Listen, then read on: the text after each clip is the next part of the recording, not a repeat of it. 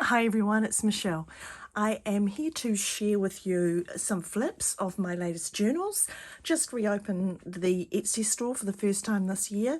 It has been, I have had some life things happening and that have sort of made going through this process a little bit harder, but I decided to do it now and share what I've got. I also promised that I would do a flip of these ones, so here they are. One of the challenges for me is I always think I'll just make another couple, and so it ends up being this huge pile of journals. And how that transpired this time was I had a few things that I had made over the years, and they had been sort of stored really carefully but not finished. So this time I just thought I'll just finish those ones and those ones. So that's how there's sort of little mini collections in this lot. These 5 I think of as my cross stitch 5, and I did various cross stitch bindings on all of them. I'm not sure if you'll be able to see, but there is a different style of cross stitch on each of these 5 journals. It was such a good idea to think of that. Took me a very long time, and but they've got this different cross stitch pattern on each and every one of them. Not so great with the light, but I'm hoping that you can see the cross stitch. Shared a few photos, still photos of those over on Instagram and Facebook. So this one's cute, it's got the little crosses down the bottom, and then they're all very similar on the inside, so I'll just flip through one and just show you the covers of each of the 5. So this one is a lovely tissue, and it's got a slight red undertone. They were all from the same size books, and but they all had different tissues and different inks. So this one's got writing on it, this one's got that lovely tissue, I think. Those 3 are all old 7 Gypsies tissues. I don't think that they're available anymore, unfortunately. And this one definitely is. I just was using a few of my last special tissues. So those 4 are all 7 Gypsies tissues. And then this one is a tissue from Finnabar. So it's this lovely, I did a bit of a collage, pulled a few bits together to get the look that I liked. So they all have 1, 2, 3, 4, 5 signatures, and this is about, I think, 8 by 5 from memory. So the pocket on the front, and if you're wondering what the numbers are, you'll see those all through these journals. I gave everyone a number. I don't put the name on them anymore, because what I found was when I named them, quite often people wanted a different name. It didn't speak to them the same way it spoke to me. So I leave them unnamed so everyone can title it as to their favourite word. So leave that open, and it makes it so much easier when I'm putting them up that I have the number of it. And I also like the fact that each time there's a batch, you know you're getting what number you're getting out of the batch. So I will sign on the back and date on the back, and that will be the 2020 batch. So this has got, as I said, 5 signatures. There is, in each of the journals, they're all very similar arrangements of the same sort of papers. So this one's got this very lush tracing paper that, of course, you know I had to dye it because it was originally white. Just some writing paper, a tag there, and this great big index card. So you see, it's an index card, so it flips from top to bottom. That's if you're wondering why that line's there. Some bookkeeping paper, brown paper, little central pocket as I do, which I've sort of done all sorts of patternings on. So that's signature number 1, signature number 2, and different type of brown paper that I got this fantastic pattern on. A little brown envelope with the tag. This is an Italian diary. This paper here I used through, and it's actually guitar. So I thought it was really cool because I love the big numbers and things on it. So another central pocket, little secret piece there. And this is the other side of that envelope, which has got the window on it. And here I've got some yummy dyeing on that one. I do all my dyeing in different batches, so Some of them have been dyed in different coffees or teas or different sorts of things, so it does just sort of give a different layered look to the pages. So here you can see a different type of pattern from the dyeing. I put a lot of time into dyeing my paper, as you probably know, and I love to try and get lots of different patterns in here. You know I love the noise. Got to have a paper bag. This is a really cool textured cartridge paper. Another little tuck in there. Some music paper that I dyed. Another tag inside that paper bag. A little fold out. I've left these open so you can glue those down at either end, tuck something inside it, or if you want to have it as a fold out, you could then attach something else to that to have it as a flip. So it gives you some freedom. This is, I think some people in the world call it parchment paper. In New Zealand we call it baking paper, and I have dyed that quite a lot. And then there's some, this was a cool pad I found, like it's got a little bit of labour material amount, so you know I love my weird papers with writing on them. Pocket, grid paper, another window envelope, and that's there. And then at the back we've got some more tags, and then I've just got a little window envelope with some little tickets and things in that. This just comes with these cross stitch ones, and then they've got a little book in here with something inside it. Oop, might be little tucks, little secret thing there.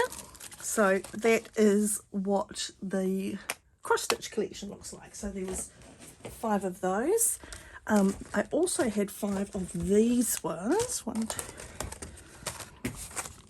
Most of these are gone, I think, but this was another range that I had made ages ago, and then I wasn't happy with them, so I put them in the story of my life, put them in a safe place and left them.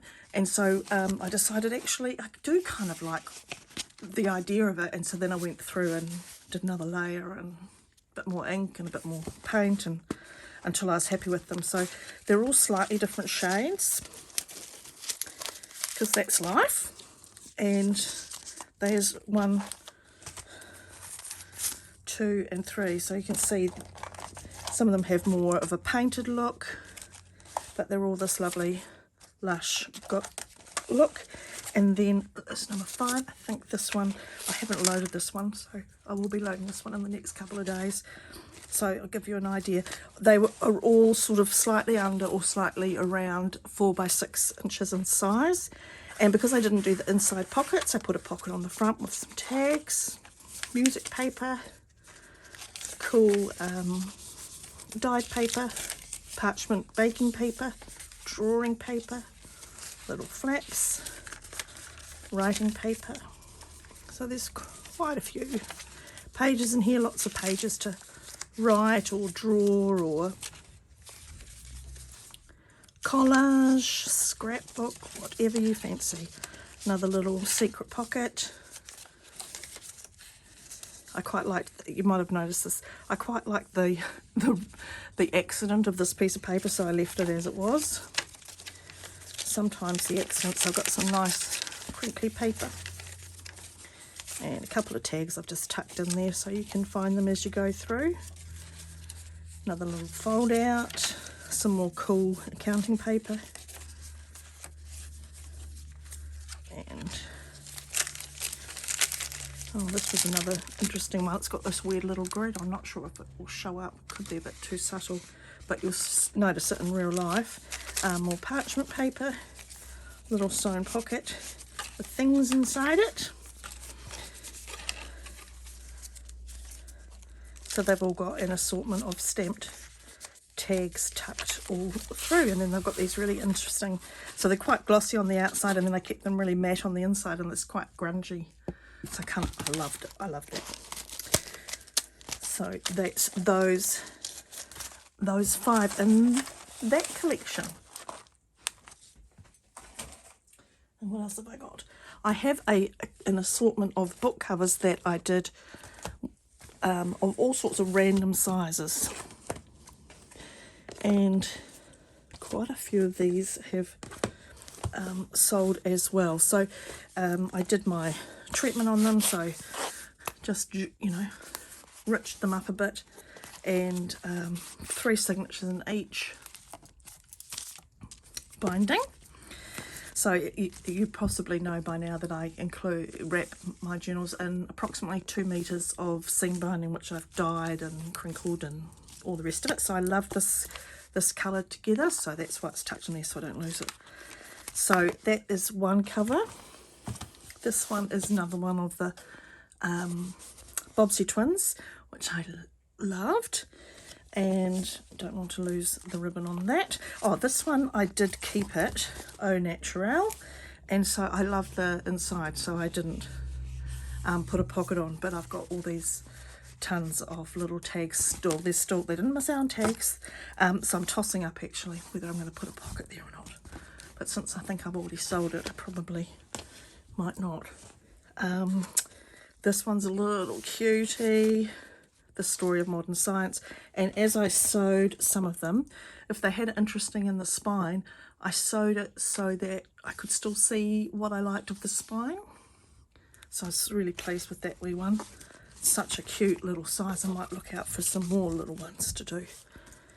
And then this one here, you can guess what that was, Oxford School Dictionary. So that was nice and bold, you could see that all the way through. Oh, this one was, I'm trying to think which one it was, and it's this. So this one had a very plain front cover, which I crackled all over with gold, but the spine I thought was really cool, so I sewed into it so that you could keep as much as possible of the spine. So when it's on your bookshelf, you'll see that it's the Nuttall Dictionary of English Synonyms and Antonyms. 112,000 words, blah, blah, blah. So I thought that was kind of cool. I like just having a little bit of detail showing through there. And then what else have I got? The Girls' Empire. Again, that was sewn like so. So we still kept Girls' Empire on the spine. And all of these are a very similar assortment of papers. They're as the same sort of papers as what you saw in the last one, with pockets and tags and things like that. I want to try and keep my ribbons together so I don't get too confused at the end. And then this little one is a new tissue that I found, which I was pretty thrilled with, and it's a rice paper, and it's was actually a napkin from London. So somebody went on a trip to London, bought this very cool napkin, and then sold it, and I was very thrilled. Isn't it fabulous? So I definitely have a couple more of these. I might try and do a couple more London covers, but it's all vintage London, so I had to try and find the right size cover to get as much of the detail on as I could. And I love the way it just wraps around. So the colour came out with this really interesting but lovely yellow. And then I've got this lovely matching yellow ribbon to go on it. And again, very similar papers to the last ones. Again, it's got its own little number so I don't get lost. Some tags. So I'm still using the drawing papers. Oh, some of these ones also have this. This was a cool paper I found at a probably a charity shop or secondhand shop, and it's a secretarial book, so it's full of exercises of things that you would do when you're learning to be a good secretary. This was obviously a few years ago, and so it's lots of different writing and things for somebody to put it all into a formal document, but I think it's quite an interesting page just to tuck in there with the different writings on it. And of course, I dyed it because I couldn't have anything normal. And there it goes. We've got these cool markings, a little bit of washi tape there. This one, I couldn't tell you how I did that piece of paper. That's an old piece of paper that's been hanging around for a while. I decided I couldn't keep all my pieces of paper. Tried to tuck that one in so you got the dreams there. And then on the side you got the sweet. So that's the, and you can see this batch has all got quite a few stamp tags in it with as well. I'll pop that there. So that's that assortment, and I just sort of thought of this as my collection of odds and ends, all different books that I just really wanted to use, and this is another one. So this one was I think the same size as the others, 8 by 5, and this one's got, what did I say, 7, 2, 4, 6, 7 signatures down the spine, and this is coming up to the last of my Tim Holtz tissue, which I'm so devastated to have run out of, and he's not making it anymore. And so in this one's got extra tags because it is 7 signatures, so it's got the same sort of extra tags as the first ones that you saw, but I did the cross stitch binding on. This has again got another little extra few things in here, the Tim Holtz slot pocket there, so there's just extra bits and pieces in this one. It's nice and chunky and full with that cool paper all the way through. So that is 1, 2, 3, 3 of my so-called collections. Over to this side, you will see I have lots and lots of my Reader's Digest. You know, I love my Reader's Digest. I think I've almost exhausted the supply of Reader's Digests in New Zealand. So I'm going to do those on a separate video, so then no, the video's too long and boring, and I will see you back here soon. Bye for now.